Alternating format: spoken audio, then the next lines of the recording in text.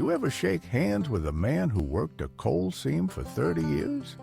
His grip's like iron, and his fingers carry the memory of mountains. I ought to know.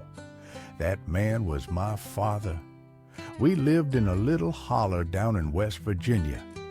The coal train ran past our house twice a day, screaming like it was running from something.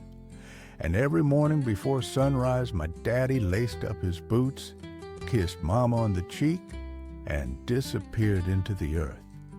He wasn't the only one. Seemed like every man in town wore the same tired boots and carried the same black dust home in his lungs, on his clothes, and in the creases of his smile. I was just a kid, but I remember watching him scrub that coal dust off in the tin wash basin.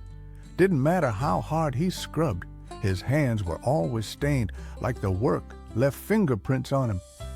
Now, don't get me wrong, it was back-breaking work, hot, cramped, dangerous. But to Daddy, it was honest. Said the coal didn't lie. You dug it or you didn't. You lived or you didn't. And payday, oh, that was something. Friday evenings, the whole town came alive. Men cashing checks, wives buying flour and sugar, kids getting a nickel for penny candy.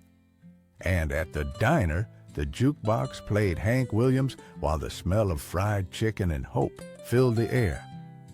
I remember one night, Daddy handed me his pay envelope, said, "Go on, son. Take it to your mother." It felt like holding gold. I didn't know then that most of it was already spoken for. Rent, coal company store, doctor bills.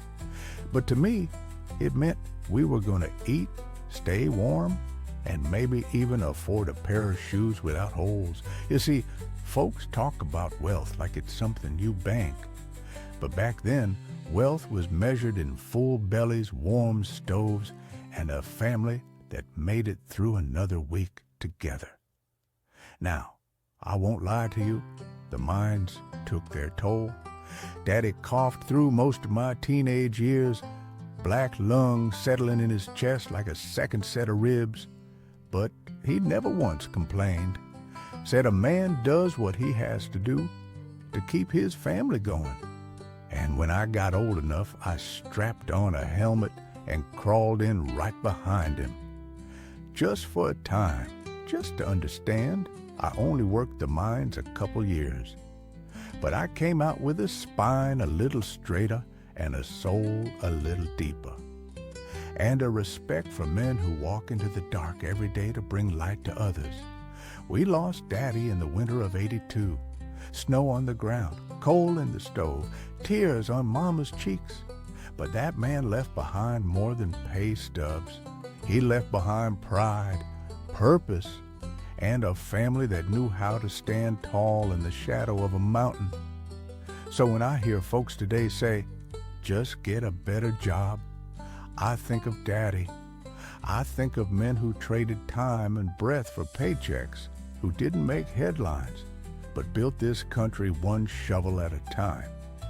That, my friends, is what you call a legacy. And you can still feel it if you ever find yourself near an old mining town. Just breathe in deep. That coal dust never really leaves.